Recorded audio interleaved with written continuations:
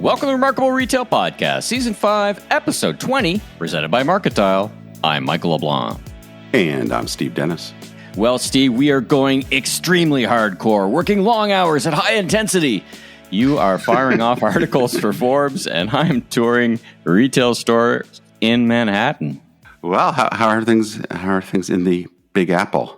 Well, it's super fun. I'm doing this tour. It's kind of a pre-tour because I do a tour in January at the big show for the Retail Council of Canada. A bunch of Canadian executives come down. Highlights so far. Another fun day ahead.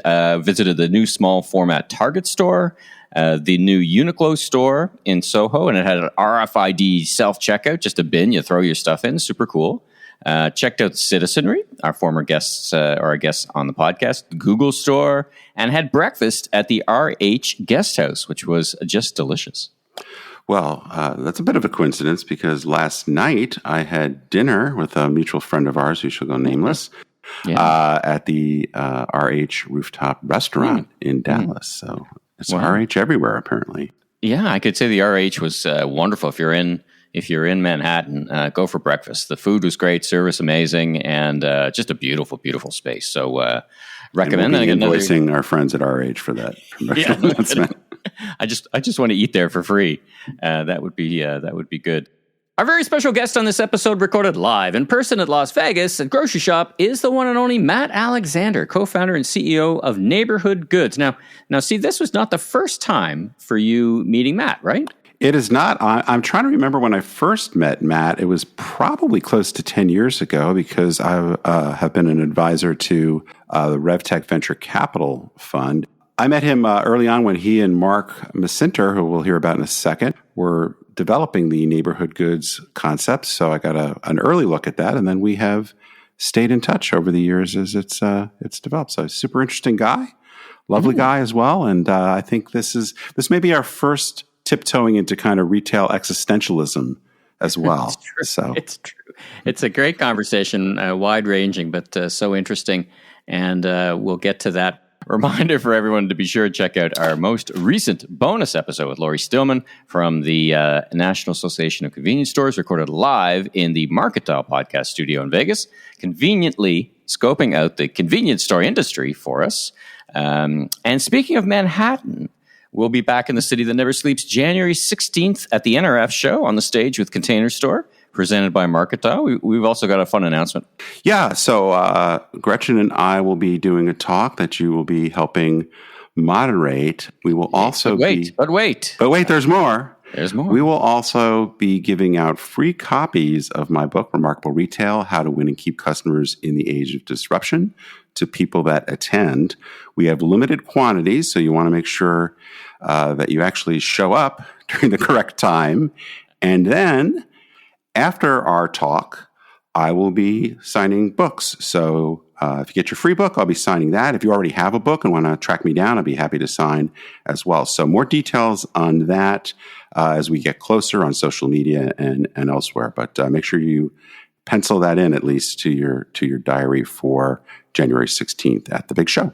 Yeah, and those books are courtesy of Marketile. And I guess this is a good opportunity to say we've been renewed for Season 6, and Marketile has come back on board, or sticking with us as our presenting sponsor for Season 6, which starts at the NRF show in January. So we're very excited about that. All right, let's get to the news of the week. It's a big earnings week, and it's probably, it's so big, there's so many different retailers reporting that, going through them all would be a little bit tedious. But are there any highlights that you caught that you'd want to share? Yeah, I think we got like 75% of all the retailers that anybody have ever heard of to report this week. We've got a few more coming. I think Nordstrom and a few others report next week. But I guess my big takeaways were, for the most part, the earnings and sales were pretty decent. We'll talk about a few exceptions in a second. General kind of high-level trends from most of the commentary was that the supply chain is much, much better. And I also saw something on CNBC today that showed how much the backlog is, basically the backlog has gone away.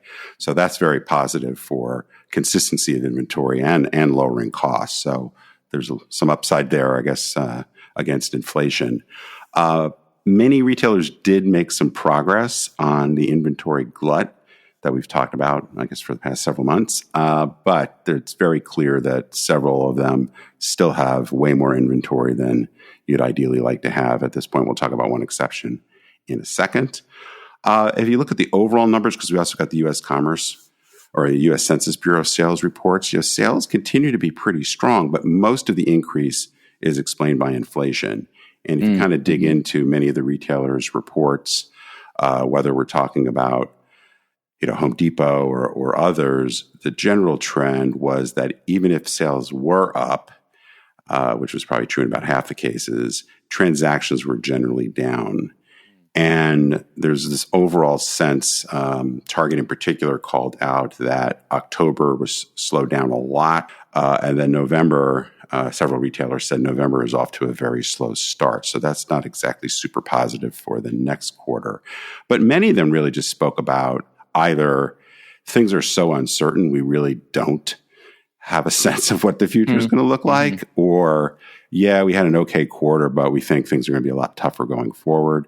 Several companies withdrew their guidance. So if people aren't familiar with the Wall Street guidance, generally speaking, you say, here are we, we expect our annual sales will be in this range and our earnings will be in this range. That may get updated during the course of the year. That's pretty frequent.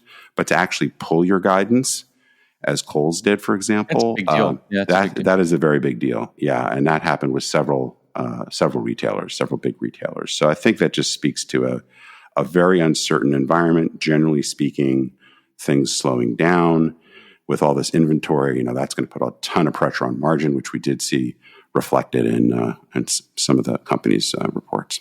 Now, when you step back and assess who won, who lost, any names come to mind in terms of big winners or big losers, so to speak?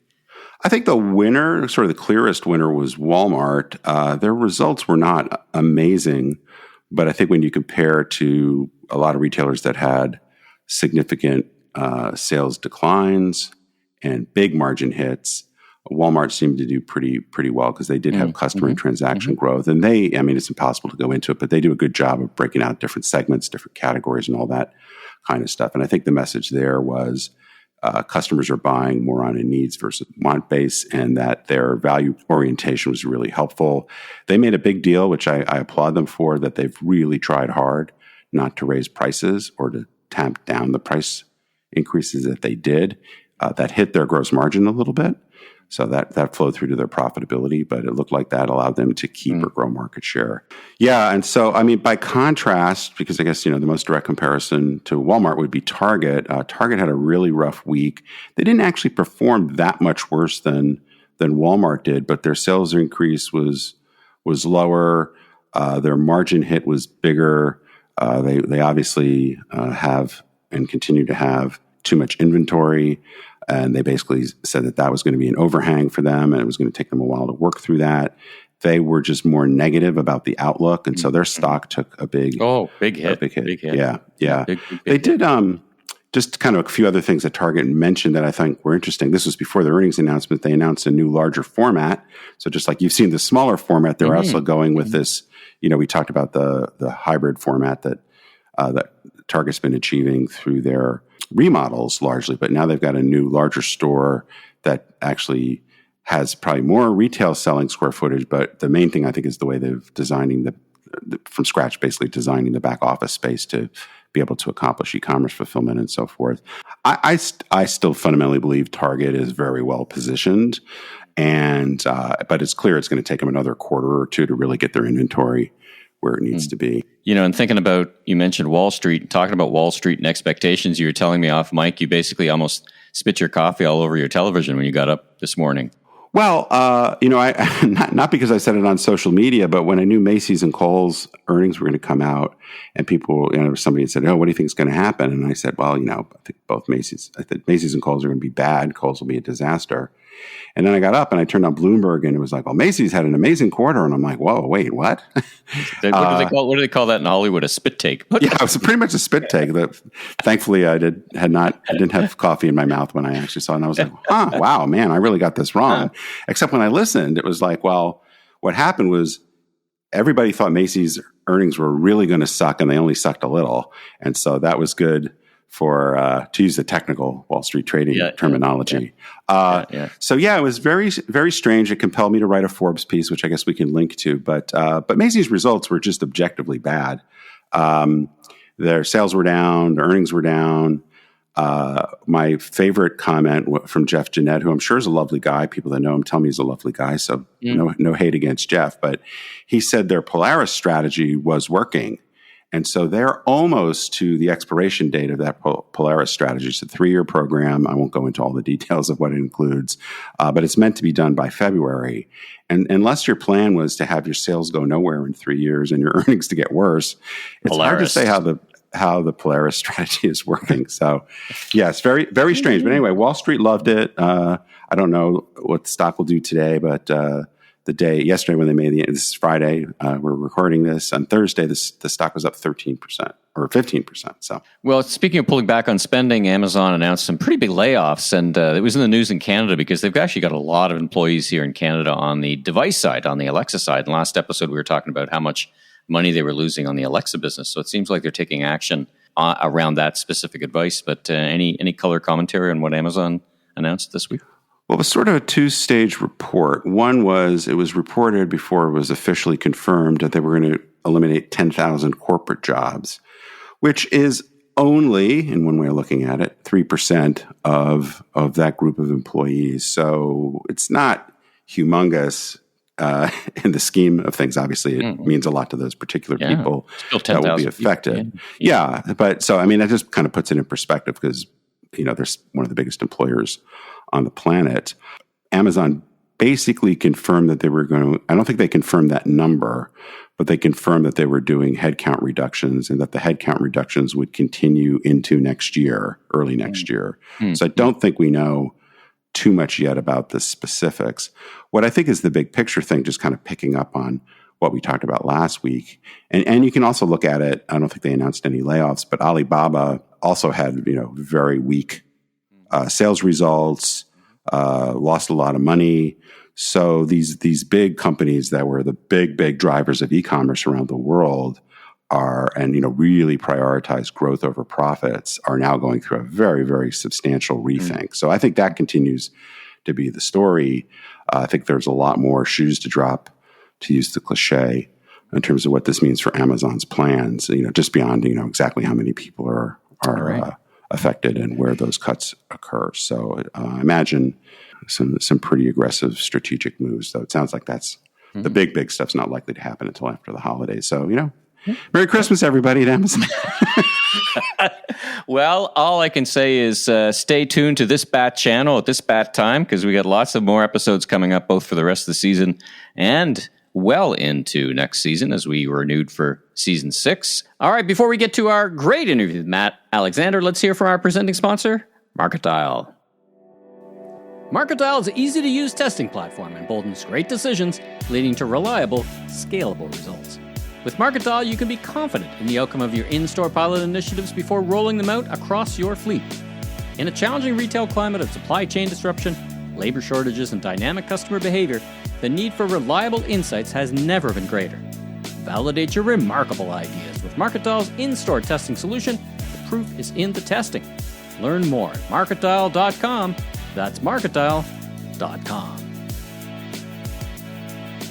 Well, we're back here at Grocery Shop with a guy, I'm not quite sure why he's here, but Matt Alexander, the founder and CEO. That's an opening one. Well, explain yourself. But Matt Alexander, who I have known for a number of years, including before his current gig, which we'll get into. But Matt Alexander, who are you?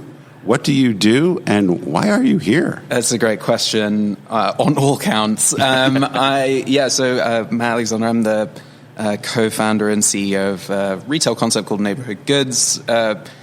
We describe ourselves as a new type of department store of sorts, and we have locations in Texas and New York and more on the way. And I'm here at Grocery Shop for 24 hours, and I spoke yesterday, not to date anything, about new store formats. And so we do dabble a little bit in CPG. We launched a concept called the Marketplace last year and brought it into all of our different locations. And so it was certainly speaking to aspects of that, but I think it was also taking the more sort of broad stroke perspective about how we think about location and real estate and store format, and seeing if there was any sort of relevance that might apply to the grocery world. Obviously more on the sort of discovery side of things, not the more utility-based side of things. So I'd love to come back to that in just a minute or two, but for folks that may not understand neighborhood goods, what is that? How did that all come about? And I remember sitting at a coffee shop with you 4 or 5 years ago, hearing the story and not knowing whether you were brilliant or crazy. A bit of both. Well, I think you need to be a little bit crazy to do some of the things that entrepreneurs do. But yeah, what was the origin of neighborhood goods? How has it evolved, et cetera? Yeah, so the overall premise is, the observation in 2017 or thereabouts when we incorporated the company was that there was a huge rise, obviously, in direct-to-consumer brands, but also just generally people, if they had the inclination to start their own company, it was easier than ever, but customer acquisition costs was flying upwards online, and a lot of these brands were having to start thinking in very early stages about distribution and, to a lesser extent, about opening their own fleets of stores in some instances, whether it was pop-ups or more sort of robust strategy. But it just remained very difficult. And so in 2014 or thereabouts, I had started this sort of not-for-profit retail sort of experiment in Dallas called Unbranded, which just gave away free space every holiday season for up-and-coming brands to test retail and just sort of get in front of their local audience. And it ended up having quite a loyal sort of community build around it in the city and became a nonprofit run by a nonprofit in Dallas called Downtown Dallas Inc. And a lot of the brands that launched out of that are now big sort of national and sometimes international names that have gone on to open fleets of their own stores. And so in early 2017, I was approached by a guy called Mark Macinta, who's an incredibly prominent personality in the sort of retail real estate universe, particularly well known for all he's done to help Apple roll out their stores, Restoration Hardware, and all sorts of others.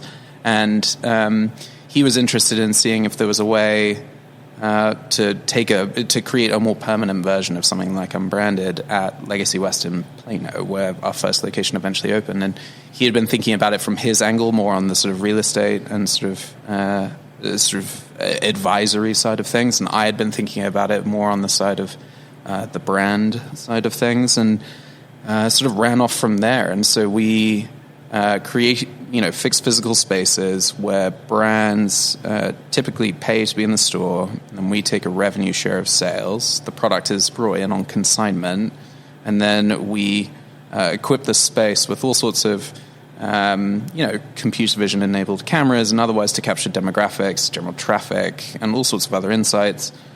We create our own restaurants in each of those spaces, and we create on a fairly local basis, fairly modular and or fairly malleable fixtures that allow for brands to enter the ecosystem to sort of adhere to our underlying visual and aesthetic system, but to otherwise be able to show up in a way that would otherwise be prohibitively expensive to get into any of these areas. So you wanted both cohesive and at the same time flexible, right? Yeah. In those early documents, I used to liken it a lot to Apple's approach to the App Store, where they have what's called human interface guidelines. So if you want to be a first-class citizen within the App Store ecosystem and be featured on the front page of the App Store, and otherwise you have to adhere to certain visual standards that evolve generally on a sort of annual basis. So used to be that for your promotional images in the App Store, you could only use a particular color of iPhone per year and things like that. And so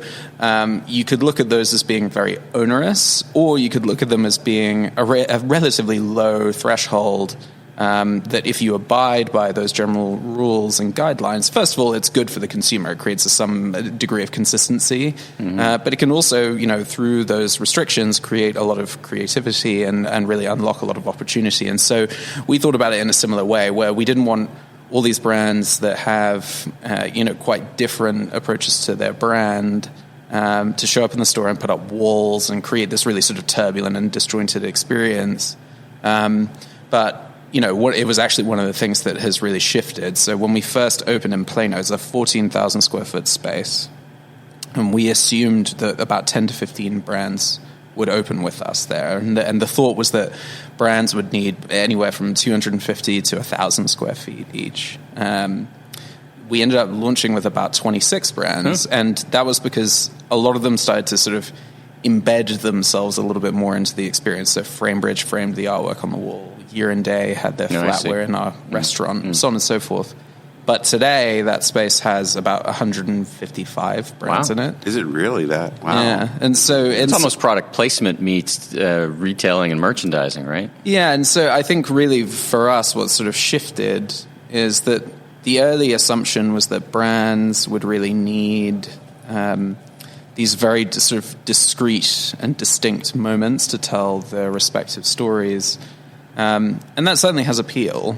But what we quickly found was that a lot of those brands would do a lot better if there was some degree of competition, or at least context from a pricing perspective or otherwise. And obviously these are very traditional aspects of retail, but in context of trying this sort of model, it became just a very interesting exercise in sort of trying to ascertain which brands really needed smaller presence and just something more product focused, whereas others may need something much bigger and more narrative and more branded. And so we create these sort of cohesive spaces where all sorts of different brands come in and do that sort of stuff. And at the same time, we're hosting 2 to 3 events per week in each of our stores. We have a fairly sort of thriving run of exclusives and collaborations on our own private label that we've been developing over the past few years.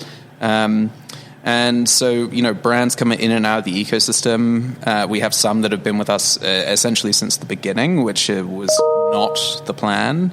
And we have others that have been with us, for as little as a few weeks at this point. We're launching sort of anywhere up to 10 brands each week right now. Wow, it's such an interesting concept. Now, I want to take a step back and talk about you for a little bit. Yeah, sure. So I've traveled extensively across America. I know a few Texans. I don't recognize what part of Texas your accent is from. South Texas. Yeah. So tell us a little bit about you. Who are you, and how did you find yourself in Texas and America doing what you do? A lot of questions about why I'm here right now. Sort of a grocery shop in America. Pulling back the lens. Why are we all here? What on earth are you doing here? Existentialism. We're getting into retail existentialism now. That's our new thing. Born and raised in London to an English dad and American mum. Okay. And so my mum, all jokes aside, is actually from South Texas, from Galveston. And so I grew up as a dual citizen, going back and forth between the two. And I came over to Dallas in 2006 to go to SMU. And so I had always had this sort of nascent entrepreneurial streak in my teens. And I never fully recognized it, but I knew enough that I wanted to study computer science at university and to just generally a broader spectrum of things, whereas at university in the UK, you only study one thing. And so I decided to come to the US for university, sort of experience the other side, and then run right back to the UK. But here I am, sort of 16 years later. Do you think this concept could work? I know London well. I know Europe fairly well. Do you think this concept is transportable out of places like the United States? Do you think it's a broad enough, or there's enough demand? I mean, you're certainly seeing demand from the brands. Yeah, I think there's also this sort of model and approach exists in both Europe and Asia in various different forms. And so there's more sort of brand literacy around this sort of concept. Not that there isn't here, but I think it would be fairly easy to show up and do something interesting there. And, I was just in London a week or two ago. We have a 1-year-old that we took over there, and we sort of spent a little bit of time running around London. And God save the king. Can we say that now? Yeah, it was quite awkward, actually. My son, we were walking past Buckingham Palace the day before the Queen died, and he was like flashing the palace, like pulling up his shirt, and he ran through like the BBC sort of permanent cameras right there, and then And then she died the next day. And so, like, I posted literally on Instagram saying, like, the disrespect with a picture of him, and it was still up the following day. Very awkward. But it was really interesting to be there. We were out to dinner, and it was very obvious what was coming that day. And I was standing outside with my son, and the moment the sort of BBC push notification hit everyone's phone, we were sort of standing and just saw that it sort of happened all at once. And so it hadn't hit mine yet, but it was very clear what had just happened. So it was interesting to be there. We weren't there for too much of it, but anyway. What a cultural moment. Now, as you reflect on, like, I'm really trying to get to your sense of aesthetics and culture and how it kind of, becomes this vector for what you articulate in the physical stores. So I'm kind of intrigued by that. So do these things set you on a course that says, we should look or do or pursue a certain thing? Like, how does that get you going? I was an English major, and I have a fairly sort of romantic sort of side to me in that regard, and I care a lot. A good storyteller. The thing I probably care about the most with neighborhood goods is the feeling, which is the sort of intangible sort of sum total of all these different sort of business decisions we make, right? But having that sort of particular feeling and how we think about training and how you can sort of create some degree of comfort for the teams is crucial. And so to answer your sort of prior question, doing something in England has always been in our sort of roadmap, and doing it sort of sometime between 5 and 10 stores has always been the thought. And it was largely from my personal experience growing up, where there were companies set up in Europe to specifically rip off US sort of upstart concepts that did not expand internationally quickly enough. And often these rip-off versions would be more successful in many respects because they just took all the lessons and did it in a much more efficient way.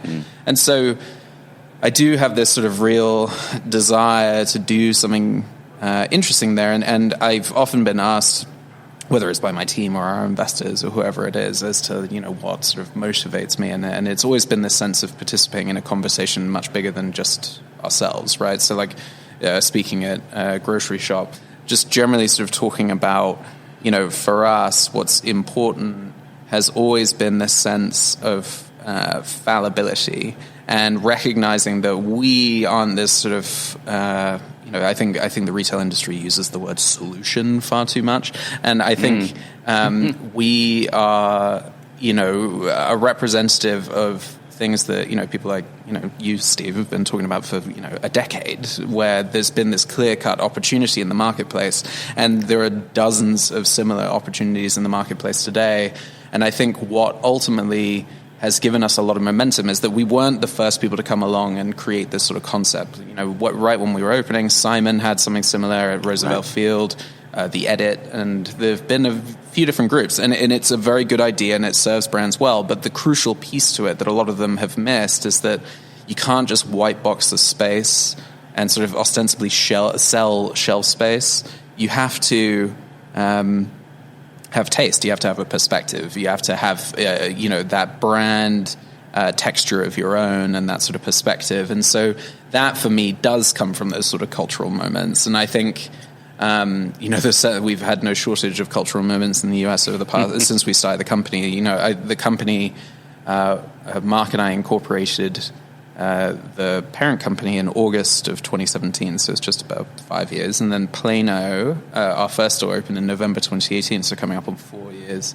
And in that time, our Austin store opened on March 13th, 2020, and then I closed all the stores on March 14th, less than 24 hours later. And so, we've been through a huge amount. And I think, one of the questions that came up again yesterday is what challenges do we face? And I think it's always been this sort of sense of how do you build trust? And I think that comes from aesthetics, and I think it comes from the vocabulary you choose to use about these sorts of things. And I think it obviously comes from your actions.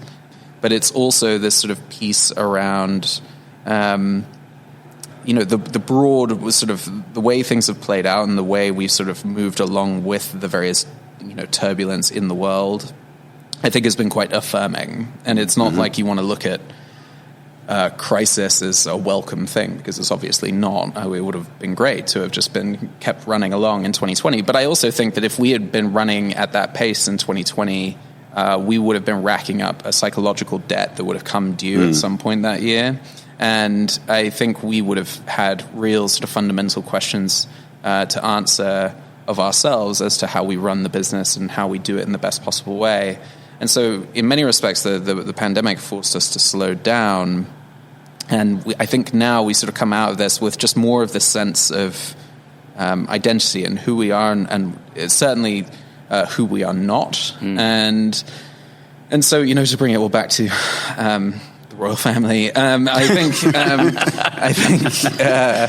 it's moments like that I in that one in particular, I grew up and I remember talking to my grandmother who lived in London through the Blitz, and I remember talking to her about how I didn't personally feel much for the royal family, that it felt like a very much this sort of tourism sort of institution, disconnected institution from. And as I've gotten older, I have a much different perspective around the Queen and that sort of stabilizing sort of power, and some of these things that I think, in a world that's very frenetic today, where that sort of degree of stability and sort of reliability can be incredibly impactful. And so in that moment, I did find myself thinking a lot about that. And it's certainly not anything particularly analogous to what we do, but it certainly does provide a certain amount of energy and inspiration for how we can think about how to build the company forward.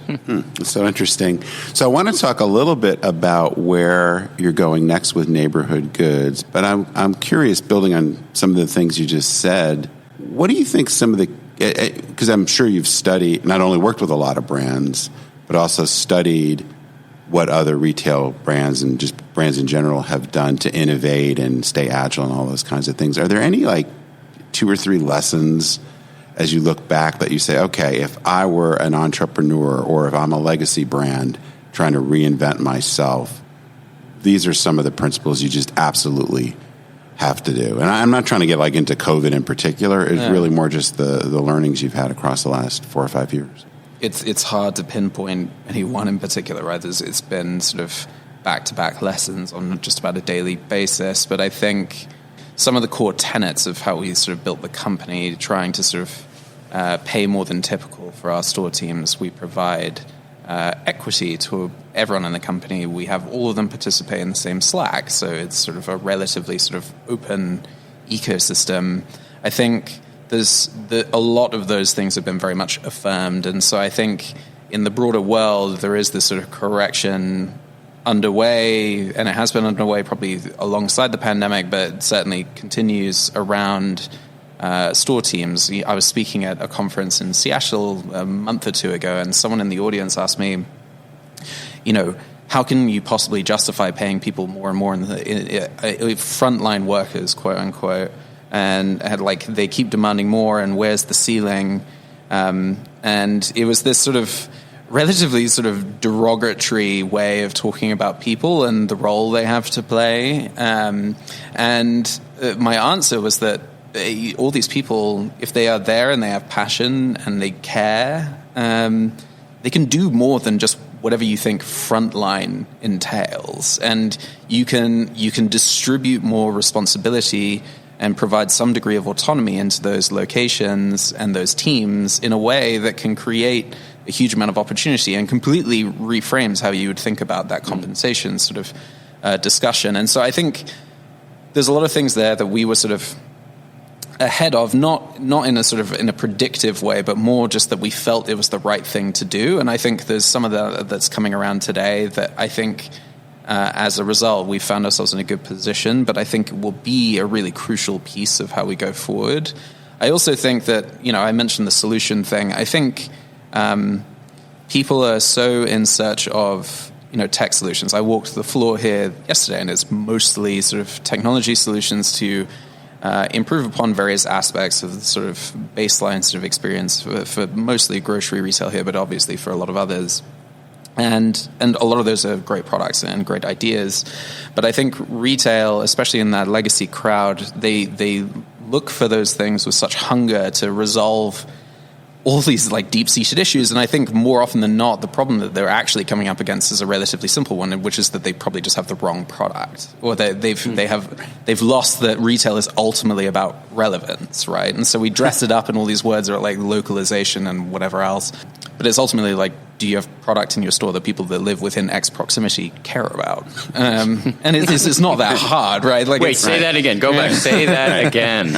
And breaking ground here. And so I just think the lessons I think is that, and I think Steve, I feel like this is something you've been saying for a long time, which is that, but it'll sound better coming from you with that accent, so I'm fine with it.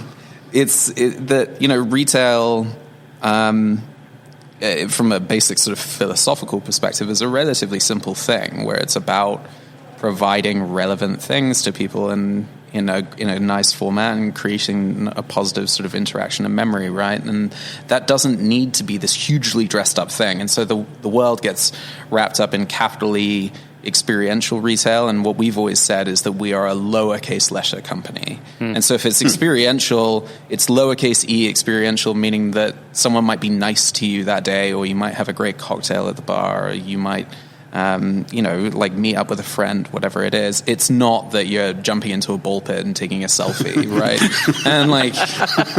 And so I think there's just a lot there. I think, some of it's hard, like for a lot of these larger retailers, there's the enormous space attached to predominantly malls, and there's a lot of great malls in the country. That's not necessarily the problem. It's more that I think the rise of direct consumer brands, which is really just, brands that have more of a focus on that narrative aspect, that it's really just that people care about that sort of texture. They care about the intention of what they're purchasing, and so I think the lesson's really out there. I think it's this sort of big call to action to just sort of return to the basics somewhat. And I think so many people are missing it in favor of like, okay, yeah, that makes sense, but how do we add more video to the website sort of thing? And it's just like, right. and that might help you get to ultimately where you need to be, but it's, I think what we spend the majority of our time doing, just by virtue of our business model, is thinking about that lifeblood of brands and what is ultimately going to work. And not all of those brands are going to work, right? That's part of the model. Right. So it's just this sort of, I think the reason we are afforded the opportunity to exist as a concept and to grow in this market is because larger retailers were complacent, 2 decades ago. And I think that a lot of them are sort of realizing that, and have been realizing that for the past, 5 to 10 years.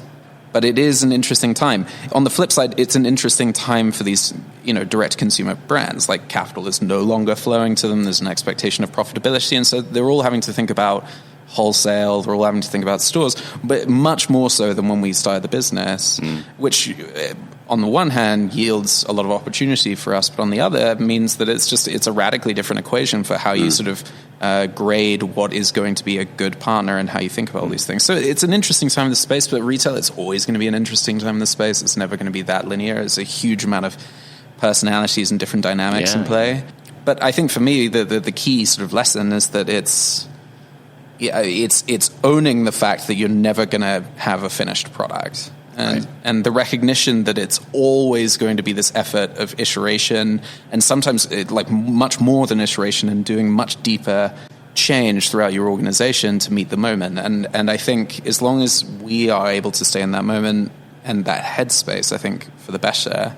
But I think it's really about how we all sort of find ourselves in that sort of headspace and sort of stop looking all the time outward for solutions, and sometimes maybe look a little bit more inward. But that's just my perspective. Well, what a that's just my opinion, man. Well, what a great perspective. What a great discussion. Coincidentally, with two fellows from Texas, who neither of whom have Texas accents. Thank you. That's the nicest thing you've ever said to me.